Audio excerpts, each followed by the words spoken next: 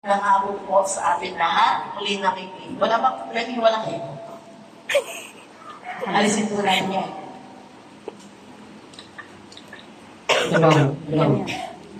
Magandang hapon po sa ating lahat. Pagpinagpalang araw, bagamat maulan, bagamat namatayan, ay lagi natin alalahanin mabuti ang Diyos. Ano po? Kaya ngayon, tayo po bago natin ihatid si Sandy sa huling hantungan, tayo po ay sasamba sa Diyos. Lalapit po tayo may sandaling manalangin. Amang nasa langit, salamat, mabuti ka. Kahit anong sitwasyon namin, mabuti ka. Yan ang alam namin dahil nararanasan namin. Sa oras na ito, hinihingi po namin ang iyong malayang pagkilos, pagsama sa puso namin lahat. At dalangin po namin, Holy Spirit, magministeryo ka sa aming mga buhay. Sasamba kami, magpupuri kami, dahil hindi lang alam namin una namin pwedeng gawin kahit sa mga ganitong kalalagayan at sitwasyon. Salamat po sa pangalan ng Panginoong Yesus.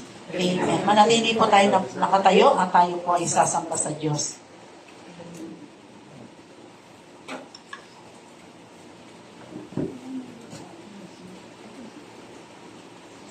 No.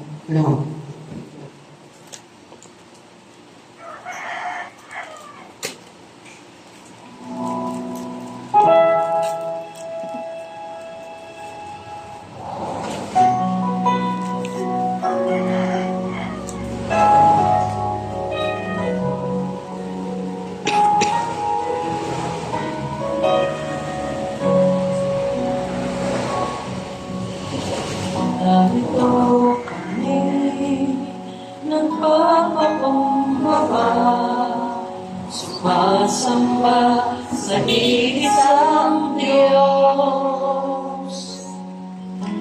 Hinahanap namin, kalikhan ang iyong mukha, sumasamo sa iyong pagkilos.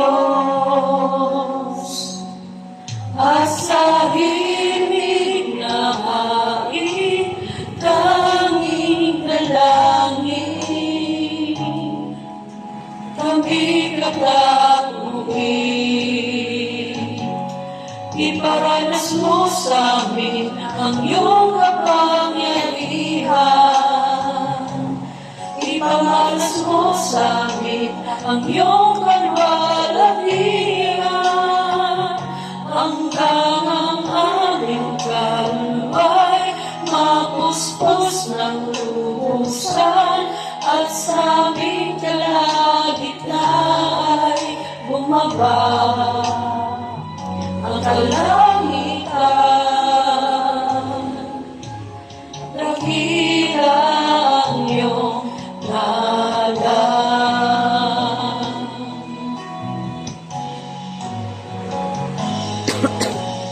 Narito kami, nagpapakumbaba, sumasamba sa isang Diyos.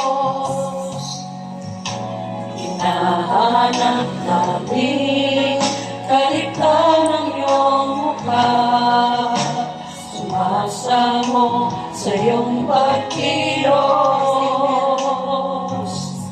At sa ibig na hain, tanging dalangin, kami katakutin. Iparanas mo sa amin ang iyong kapangyarihan. Ipamalas mo sa amin ang iyong kalwalhatian. Hanggang ang aming kaluluwa'y mapuspos ng lubusan, at sa aming kalagitnaan ay bumaba ang kalangitan.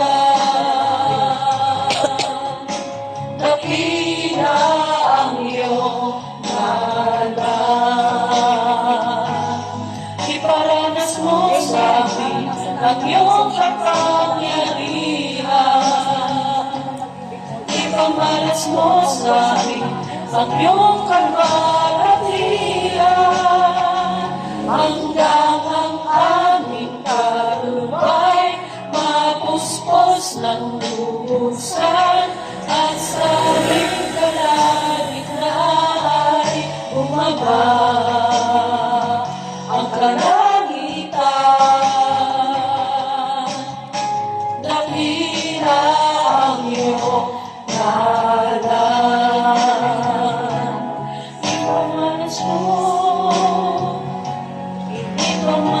mo sa amin ang iyong kalwalhatian.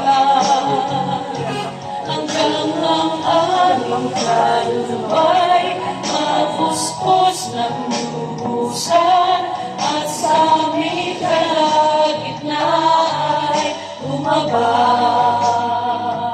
ang kalangitan. Dakila ang iyong ngalan,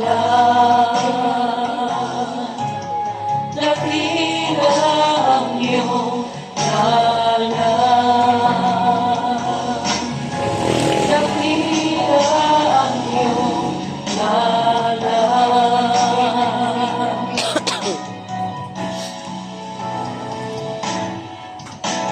Dakila ka, O Diyos, dapat kang magtunay, magmula pa sa ugat ng aming lahi.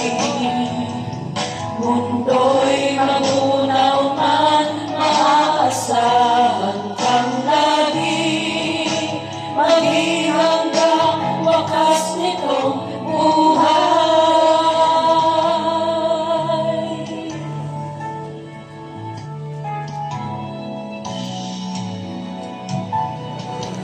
Sadyang kay buti ang ating Panginoon, magtatapat sa habang panahon. Maging sa kabila ng aming kukulang, biyaya niya'y patuloy na daan. Katulad ng pagsinag ng gintong araw, patuloy siyang nagbibigay ng law. Kaya sa puso ko't damdamin, katapatan niya'y aking tuwin.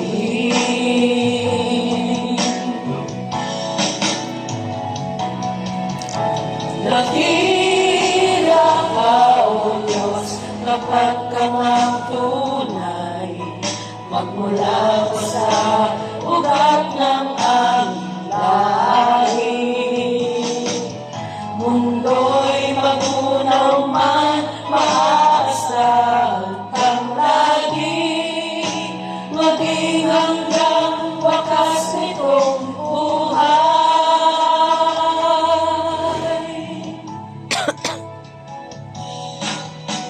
Kaya, O Diyos, ika'y aming pupurihin, sa buong mundo'y aming aawitin. Dakila ang iyong katapatan, pag-ibig mo'y walang hanggan.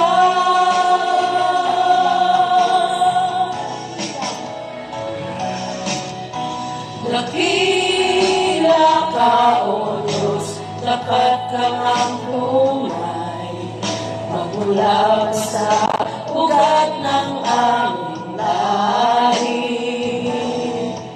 Mundo'y magunaw man, maaasahan kang lagi, maging hanggang wakas nitong buhay.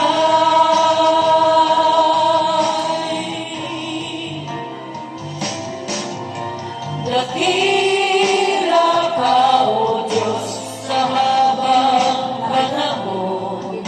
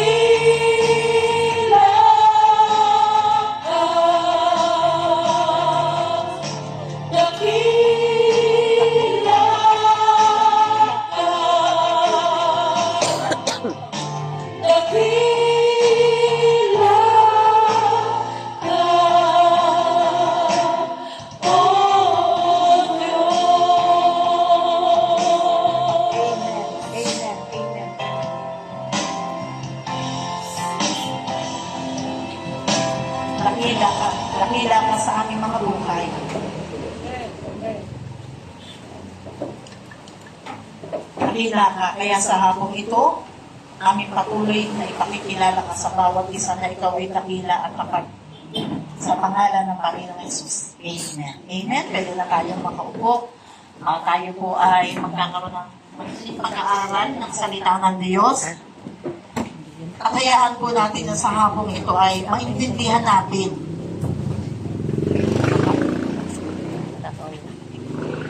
maintindihan po natin sa umagang ito ang realidad ng buhay, ipinanganganak, pero darating ang araw ng kamatayan. Tama po ba ga? Tama po ba ga sa bawat isa? Naniniwala tayo may panahon ng pagsilang at may panahon ng kamatayan. May panahon na masaya ang tao, may panahon ng kalungkutan. Pero ang realidad sa lahat ng yan, nandyan ang Diyos at laging mabuti. Amen? Amen po, may pag-aaral ng salita ng Diyos upang bago po natin ihatid si Saldi sa huling hantungan, ay maintindihan natin ang salita ng Diyos sa ating mga buhay.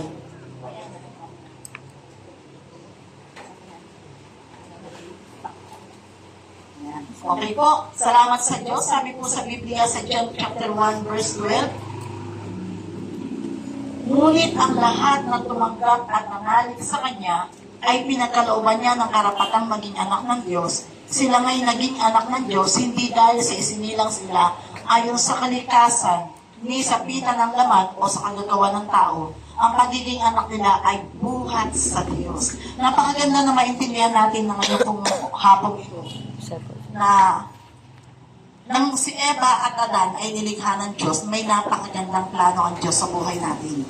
Tatandaan natin, ang tao ay nilikha ng Diyos kasi may maganda siyang plano. At ang planong ito gusto niyang maranasan natin. Kaya ibinigay ng Diyos ang tubig, ang araw, ang lahat ng kanyang nilikha para ito ay gamitin ng tao. At sa ika-6 na araw nilikha niya ang tao para mag-enjoy sa buhay niya ito. At ang isang dahilan, ang gusto ng Diyos pamahalaan ng tao ang mundo na nilikha ng Diyos. At ang isang pinaka-the-best, nais ng Diyos na iparana sa tao ang dakilang pag-ibig ng Diyos. Amen? At ito po, isa'y napakagandang bagay na maintindihan natin na ang plano ng Diyos sa tao ay ipadama ang kanyang pag-ibig. Minsan nakakala natin ay puro problema, puro pasakit, walang kapayapaan, puro karamdaman, puro kagigpitan, puro utang, puro miserableng buhay. Pero napakaganda maintindihan natin, hindi yun ang plano ng Diyos. Kaya si Eva at Adan nung nasa halamanan ng Eden at hindi pa sila nagkakasala, nasa panahon sila ng kasaganaan. Nasa panahon sila ng kapayapaan ng isip. Nasa panahon sila ng kapanatagan ng buhay. Matindi ang blessing ni Eva at Adan. Sila lang ang pwedeng kumuha ng lahat ng nilikha ng Diyos. Anumang uri ng prutas, anumang uri ng mga isda, anumang ibon na pwede nilang kainin, manok, aso, pusa, huwag lang yung aso, bawal na yan. Mga pagkain pwedeng kainin. Masagana si Eva at Adan dahil yun ang plano ng Diyos. Pero isang araw, napakaganda na maintindihan natin, nagkasala si Adan at Eva. At yun ang pasimula na ang tao ay bumagsak sa kasalanan, hindi naging maganda ang buhay. At tayo hindi pa isinisilang noon, tayo po ay damay sa kasalanan ni Eva at Adan. Huwag na tayo magalit kay Eva at Adan, patay na sila. Bakit po sila nagkasala? Sumuway sila sa Diyos. At yun po, tayo, sabi ng Biblia, walang karapat-dapat sa paningin ng Diyos. Pero napakabait ng Diyos na kahit ang mga tao na nagkakasala pa rin, ay makikita natin dito yung dakilang pag-ibig ng Diyos. Sabi ng Biblia, ibinigay niya ang kanyang bugtong na anak upang ang sino mang sumampalataya ay hindi mapahamak kundi magkaroon ng buhay na walang hanggan. Kaya ngayong hapon ito, kapag ka po may ganitong namatay, nililibing, nagsiservice po kami sa patay, ipinagmamalaki namin at dapat malaman ng lahat ng tao na may isang Jesus na namatay, muling nabuhay. Siya po ay Diyos. Nagkatawan tao, Diyos ang Panginoong Yesus. Nagkatawan tao para ialay ang kanyang buhay, para mamatay sa krus ng Kalbaryo at magkaroon ng kaligtasan ang tao sa pamamagitan ng paglapit sa kanyang paghingi ng kapatawaran, tanggapin ang Panginoong Yesus sa puso at lakaran ang kanyang kalooban. Kaya sa amin po, kahit sabi natin iilan tayo ngayon, ang importante para sa amin, maihayag ang mabuting balita ng kaligtasan. At napakaganda na maintindihan po natin na si Eva at Adan, nung magkasala, nawala ang koneksyon ng tao sa Diyos. Pakinggan natin mabuti, nawala ang koneksyon. Bakit po nagkasala? Hindi nakasama ng Diyos at tao sa halamanan ng Eden. Samantalang ang tao, nilikha ng Diyos, hiningahan sa ilong, nagkaroon ng buhay. Kaya nais ng Diyos, ang tao ay kasama ang Diyos sa bawat araw. Pero nawala po yun, nagkaroon ng koneksyon. Kumbaga sa mag-boyfriend, parang nagka-break. Kumbaga sa mag-asawa ay nagkahiwalay. Tayo po, ganun ang nangyari sa atin sa harapan ng Diyos dahil sa kasalanan. Pero napakagandang balita, mismong ang Panginoong Hesus, inialay ang buhay sa krus ng Kalbaryo para ang buhay natin kapag namatay ay hindi mapahamak sa dagat-dagatang apoy, kundi mapunta sa kaharian ng langit. At nais ng Diyos, sabi ng Biblia 7:21 ng Mateo, hindi lahat ng tumatawag sa akin, Panginoon, Panginoon, ay maliligtas, kundi yung sumusunod sa kalooban ng Amang nasa langit. Yung may panahon sa Kanya, yung nagpapahalaga sa Diyos ng higit sa pera ng kalupamang bagay. Hindi ibig sabihin hindi na magtatrabaho, kundi ang gusto ng Diyos, pag tinanggap natin sa ating puso ang Panginoong Yesus, maghahari siya. Siya na ang susundin natin, hindi ang ating sarili. Kasi pag sarili po natin ang sinusunod natin, mapapahamak tayo. Kaya nga po masakit man sabihin, maraming drug addict ang nasira ang buhay. Napatay, nagkasakit, sa mga ang buhay ay naging naalipin ng bisyo, nagkasakit hanggang sa namatay. Pero magandang balita, ang gusto ng Diyos, ang buhay na ito ay pagharian ng Diyos para napakagandang maintindihan. Dalawa ang benepisyo. Magtinanggap ang Panginoong Yesus at binigyan ng paghahari ang Panginoong Yesus sa ating buhay. Una, pag tayo ay namatay, may katiyakan ng kaligtasan. At yung pangalawa, napakaganda, maintindihan natin, lalakaran natin ang salita ng Diyos. Susundin natin ang kanyang kalooban, hindi ang sarili nating kagustuhan. At ang pakahalaga, katulad po ni Saldi, bago siya mamatay, nagsisi siya humingi ng tawad. Kaya lang, may 2 buwan nakakaraan, Irene, may 2 buwan ba tayong, mga halos 2 buwan bago po siya binawian ng buhay. Kahit paano nagsungo siya ng buhay. At sa atin lahat, hindi kami nagtuturo o nagdodoktrina anumang religion, kundi ang gusto ng Diyos, relasyon sa Kanya. Magkaroon tayo ng relasyon sa Diyos dahil pag nagkaroon tayo ng relasyon sa Diyos, yung binasa ko kanina, tatapat ang tumanggap sa Kanya ay binigyan ng karapatang maging anak ng Diyos sa pamamagitan ng kaparaanan ng Diyos. At pag tinanggap natin ang Panginoong Yesus sa ating puso, gusto niya lalakad tayo sa Kanyang mga salita. Kaya napaka-importante, nakikinig ng salita ng Diyos, nagbabasa, hindi basta tumanggap. At ngayon pong hapong ito, napakagandang maunawaan natin. Kapag tayo nagsisi, lumapit sa Diyos, humingi ng kapatawaran at bibigyan natin ng pagkakataon ang Diyos ang magari sa ating buhay. Gusto ko pong sabihin, higit pa sa salapi na milyon-milyon ang blessing natin ngayon kapag tinanggap natin ang Panginoong Yesus sa ating puso. Amen. Dahil yung may-ari ng langit at lupa, tatanggapin natin, ibig sabihin, magiging property tayo ng Diyos. Talagang property naman tayo ng Diyos. Ibig sabihin, ipapasakop natin yung buhay sa Diyos. Kaya yung mga problema natin, magiging magaan-ganin. Yung mga pagsubok, magiging imposible na mga pangyayari, ay kaya niyang gawing imposible. Padadalain ng Diyos. Padadaliin ng Diyos ang mga sitwasyon. At yung po ang isang karanasan ko sa buhay. Napakasarap na may Jesus sa puso, na nananahan, at ang banal na Espiritu ang ating susundin sa ating buhay. Napakasarap maisip na may isang Panginoong Yesus na namatay, tatanggapin sa puso at kailan may hindi mamamatay. Maraming tao ngayon naghahanap ng kapayapaan, ng kagalakan, ng tagumpay, hindi matagpuan. Dito po tayo magwawakas. Ang sabi po doon, may isang ilustrasyon. May isang ilustrasyon, ano po yung ilustrasyon na yun? Sabi doon, ang puso ng tao ay merong pong pintuan. Sa pintuan yan, lagyan mo man yan ng napakaraming pera. Ilustrasyon lang po ito. Hindi makukontento ang tao. Naniniwala po kayo? Hindi makukontento. Bakit maraming mga mayayaman nagpakamatay? Yan po ang realidad. Maraming mga artista at iba pang sikat, nagpakamatay pa din at hindi totoong masaya. Dahil ang tunay na pwedeng pumasok sa ating puso ay ang Panginoong Yesus. Pag pumasok siya sa ating puso, ang realidad, yung tunay na kapayapaan at kagalakan at buhay na ganap at kasiyasiya, siya lang ang pwedeng magbigay. Amen po. Palakpakan natin ang Diyos. Sabihin natin, Lord, salamat. po, sa inyo po mga nagse-service po sa ganitong punerarya, mahal na mahal po kayo ng Diyos. Tayong lahat. Kahit sabihin natin parang kaunti ng tao, pero ang hindi po natin alam, nandito ang presensya ng Diyos na mag-aanyaya, na kung tatanggapin natin siya ng taos sa ating mga puso, at lalakaran ng kanyang salita, higit pa sa milyong halaga, ang meron tayo, dahil yung Jesus na tatanggapin natin, na namatay sa krus ng Kalbaryo, at muling nabuhay, siya po ang may-ari ng langit at lupa. Tama? Na pag atin pong susundin ang kanyang kalooban, maliwanag na sinabi, unahin mo ang kanyang kaharian, ang kanyang katwiran, lahat ng bagay idaragdag. Kahit ang mga problema, aayusin ng Diyos. Sabi nga nung awit, kahit gaano kabigat ang suliranin, sintaas man ng bundok, kanyang matitinag at kaya niyang patagin lahat ng bagyo sa buhay natin. Amen. Tumayo po tayong lahat. Hallelujah.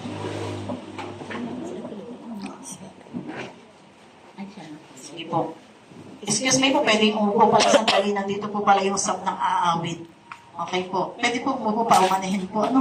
Pakinggan natin ng isang awit na magbibigay sa atin ng panibagong inspirasyon at kalakasang espiritual.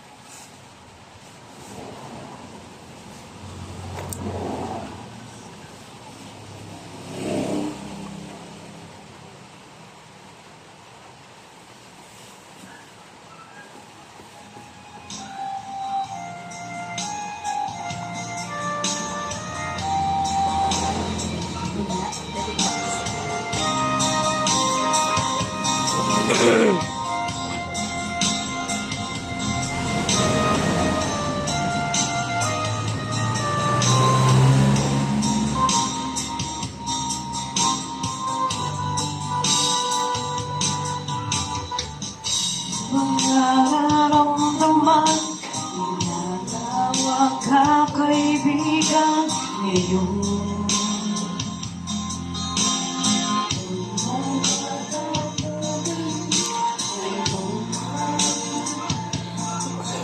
Pagkakataon.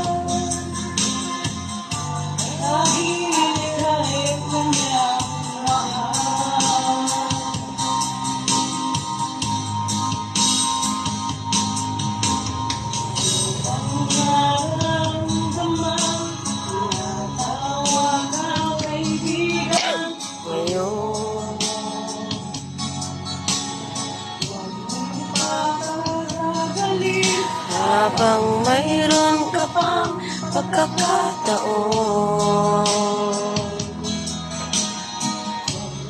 Kailangan ang puso mo ay iyong buksan ngayon. palad niya sa'yo, ilapit mo lamang ang buhay mo.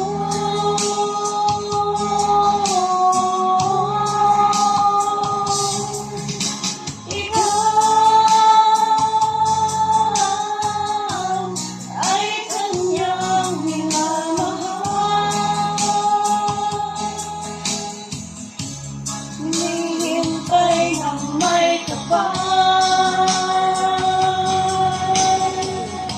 Nabuksan mo ang puso mo.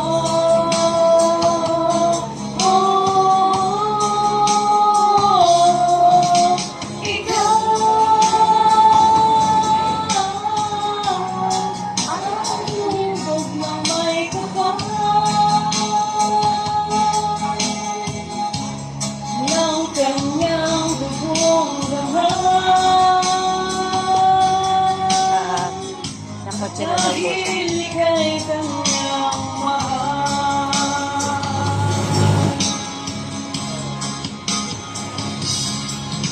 Ikaw ay kanyang minamahal. Hinihintay ng may kapal. Nabuksan mo ang puso mo.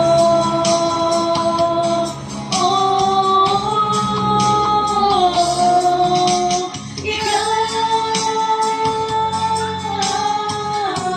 ay hubog ng may kapal. Ang kanyang dugong banal. Dahil ika'y kanyang mahal.